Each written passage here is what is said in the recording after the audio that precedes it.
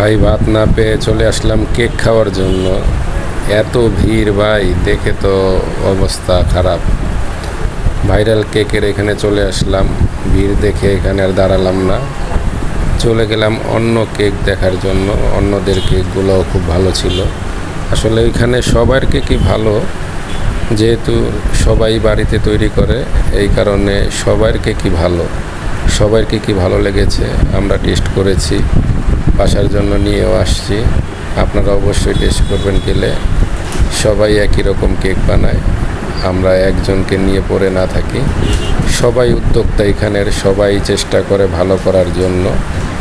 আসলে এক জায়গায় এত কেক দেখে আমিও অবাক হয়েছি যে এত উদ্যোক্তা আসলো কোথা থেকে, হঠাৎ করে এত উদ্যোক্তা বেড়ে গেল।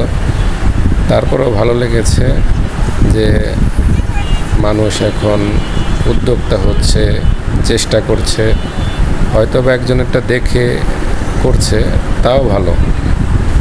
প্রতিভা তো বের হচ্ছে, সবার প্রতিভা যেমন এখন বন্দিশালায় ছিল, এখন একজনকে দেখে আরেকজন করছে, এটাই আসলে খুব ভালো বিষয়। তাই আমরা শুধু একজনকে নিয়ে পড়ে না থাকি, সবাই কেকই আমরা টেস্ট করব এবং কিনবো।